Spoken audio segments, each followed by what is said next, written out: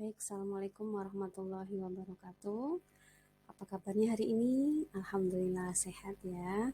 Baik teman-teman, hari ini saya akan menyampaikan materi mengenai bantuan hidup dasar, yaitu resusitasi jantung paru, update AHA tahun 2020. Perkenalkan, saya Ida Rahmawati. Saya lahir di Kudus 16 Agustus tahun 1986, alamat saya di Perumahan Impian Perdana, Jalan Padat Karya 21 nomor 12, Kota Bengkulu. Tempat saya bekerja yaitu di LPPM Stikes Trimandiri Sakti Bengkulu.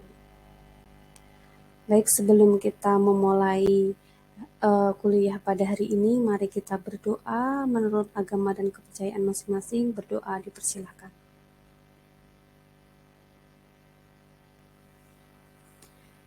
Selesai, cukup ya. Baik, ini adalah kata motivasi hari ini. You only live once, but if you do it right, one is enough. Jadi, hidup kita ini hanya sekali. Tapi jika kita melakukan hal yang terbaik, maka sekali hidup saja tidak cukup. Kata motivasi hari ini ada kaitannya dengan materi kuliah saya pada pagi hari ini, yaitu tentang menyelamatkan nyawa seseorang. Maka kita bisa mampu berbuat baik dan kita hidup sekali saja, bahkan itu tidak cukup, seperti itu ya. Baik, ini teman-teman, ini adalah mata kuliah kita, yaitu keperawatan gawat darurat dengan kode mata kuliah 1644.39. Jumlah SKS adalah 4, 3 teori 1 praktek. Jumlah pertemuan ini adalah pertemuan ke-10. Baik, kita mulai ya. Materi kita hari ini adalah diskusi kasus dan simulasi BHD, yaitu tentang RJP atau resusitasi jantung paru. Ini adalah penjelasan. Yang pertama adalah CPMK atau capaian pembelajaran mata kuliah, yaitu mendemonstrasikan intervensi keperawatan pada kegawat daruratan sesuai dengan standar yang berlaku dengan berpikir kreatif dan inovatif sehingga menghasilkan pelayanan yang efisien dan efektif. Sub CPMK-nya adalah mampu melakukan upaya-upaya pencegahan primer, sekunder, tersier pada masalah kegawatan, serta mampu melakukan simulasi bantuan hidup dasar. Indikator pencapaian kompetensi sub CPMK adalah yang pertama, ketepatan melakukan upaya pencegahan primer, sekunder, dan tersier. Yang kedua, ketepatan melakukan simulasi bantuan hidup dasar.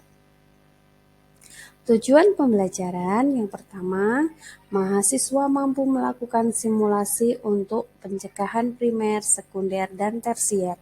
Yang kedua, mahasiswa mampu melakukan simulasi bantuan hidup dasar. Baik, ini adalah dua materi pokok kita yang sudah saya sampaikan tadi, yaitu yang pertama pencegahan primer, sekunder, dan tersier. Yang kedua adalah melakukan bantuan hidup dasar. Baik, ini adalah materi saya yang pertama, yaitu tentang pencegahan penyakit. Ada 3 pencegahan, yaitu pencegahan primer, sekunder, dan tersier. Pada kasus henti jantung ini, kita bisa melakukan pencegahan primer, yaitu di prahospital maupun hospital. Ketika kita mengetahui pasien henti jantung, maka kita bisa melakukan pencegahan dan pertolongan pertama, yaitu dengan melakukan resusitasi jantung dan paru. Ketika kita berhasil melakukan resusitasi jantung dan paru, maka kita berhasil menyelamatkan hidup seseorang. Seperti itu. Baik, ini saya langsung materi ya. Ini adalah update dari AHA 2020. Kalau yang lama AHA 2015, prinsip melakukan CPR itu adalah 3 hal ini, yaitu CAB, yaitu circulation, airway, dan breathing. Ya, tetapi untuk update AHA 2020 itu diawali dengan danger, adanya suatu masalah, adanya suatu danger ya, ada kegawatan seperti itu. Kemudian kita lakukan respon, kita merespon adanya kegawatan tersebut, kemudian kita meminta bantuan, baru kita melakukan pertolongan untuk circulation, airway, dan breathing-nya seperti itu. Nah, ini ada sedikit video dari saya, bisa dilihat oleh teman-teman di sini. Ini adalah teknik melakukan BHD, tapi ini adalah teknik 2015. Ini adalah AHA Assalamualaikum warahmatullahi 2015. wabarakatuh. Saya Ida Rahmawati, dosen keperawatan Stikes Terima Diri Sakti. Baik, langkah-langkah yang sudah saya lakukan tadi, yang pertama adalah cek respon pasien dengan menepuk bahu atau memanggil nama pasien jika kita mengenalinya. Kemudian yang kedua adalah meminta pertolongan. Kita telepon 119 atau menelpon rumah sakit terdekat jika kita sendirian. Tapi jika kita mempunyai teman di sebelah, banyak orang, kita bisa meminta pertolongan orang lain. Selanjutnya kita cek napas dan nadi secara bersamaan. Cek nadi karotis di bagian leher sini ya, yaitu harus kurang dari 10 detik. Jika tidak ada napas dan nadi, maka segera lakukan RCP dengan perbandingan 30 kompresi dan 2 nafas selama 2 menit atau 5 siklus. Jika sudah dilakukan kompresi, maka lakukan evaluasi. Jika ada napas dan nadi, maka lakukan recovery position atau miringkan pasien ya dengan tangan ditaruh di bawah pipi. Kemudian jika napas tidak ada, nadi ada, maka lakukan ventilasi. Satu ventilasi atau satu napas setiap 6 detik selama 2 menit. Oke, selanjutnya, nah ini adalah update AHA 2020 ini menyesuaikan dengan pandemi COVID-19. Perbedaannya dengan 2015 adalah pada CPR-nya. Kalau di 2015 itu menggunakan mode to mode, di 2020 tidak lagi, jadi hands only CPR.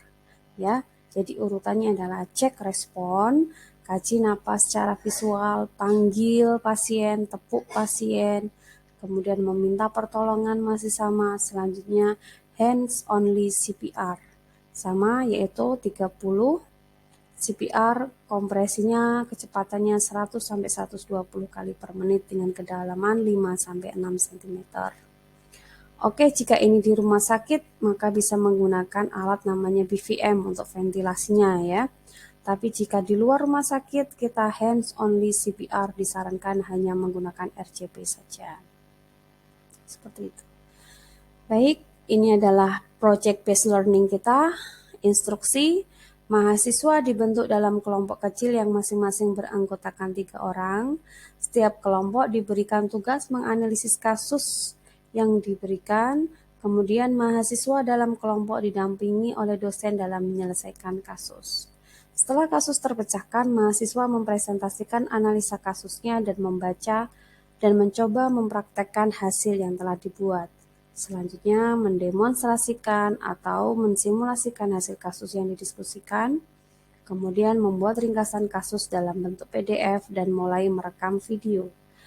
Hasil diskusi dalam bentuk PDF dikirimkan melalui email saya idarahmawati1608@gmail.com. Kemudian hasil rekaman video diupload ke channel YouTube saya ya. Ini adalah linknya. Nah, ini adalah kasus. Nanti silakan Anda pelajari, Anda pecahkan kasusnya, kemudian lakukan simulasi. Seorang laki-laki berusia 26 tahun dibawa oleh tukang becak ke ruang unit gawat darurat. Tiba-tiba pasien mengalami henti napas dan henti jantung. Perawat memakai alat pelindung diri, kemudian mengecek respon pasien dan mengaktifkan sistem emergensi. Manakah tindakan selanjutnya yang harus dilakukan oleh perawat? Kemudian lakukan simulasi. Baik, saya rasa sudah mengerti ya apa yang harus dilakukan. Baik, teman-teman, kita sudah di akhir acara kita. Mari kita lakukan refleksi kegiatan kita yang sudah dilakukan tadi ya. Apakah materi dan kasus yang sudah saya berikan tadi mudah dimengerti? Oke, bagus sekali. Berarti teman-teman di sini sudah mengerti ya. Baik, kalau sudah mengerti, apakah masih ada yang ingin didiskusikan? Tidak ada. Baik, kalau tidak ada, saya ingin mengevaluasi tadi untuk kelompok 3 tadi, mohon diulang untuk recoilnya ya, karena tadi ketika kompresi saya lihat kedalamannya tidak terlalu dalam. Seharusnya tadi kan secara teori kita kedalamannya 2 sampai 2,4 inci atau 5 sampai 6 cm. Oke, tadi kelompok 3 tidak sampai 5 ya, hanya dangkal sekitar 4 seperti itu. Jadi kita tidak mendapatkan recoil. Baik, seperti itu ya kelompok 3 ya. Mohon bisa diulang kembali nanti. Baik, ini adalah penilaian tugas untuk teman-teman hari ini. Ya, jika teman-teman bisa melakukan dan bisa melaksanakan simulasi sesuai urutan dan baik, maka nilai saya berikan maksimal 4. Nah, kemudian 8 dikali 4, total nilainya di sini ya, kemudian dibagi skor total dikali 100. Nah, ini adalah keterangannya. Apakah nanti nilainya 80 sampai 100, 70 sampai 79, kemudian 70 sampai 60 dan seterusnya. Seperti itu ya. Baik, saya rasa cukup perkuliahan kita hari ini. Saya mohon maaf apabila banyak salah dan kilap. Mari kita tutup perkuliahan hari ini dengan membaca hamdalah. Alhamdulillahirrabbilalamin. Saya akhiri, terima kasih ya teman-teman. Saya akhiri, assalamualaikum warahmatullahi wabarakatuh.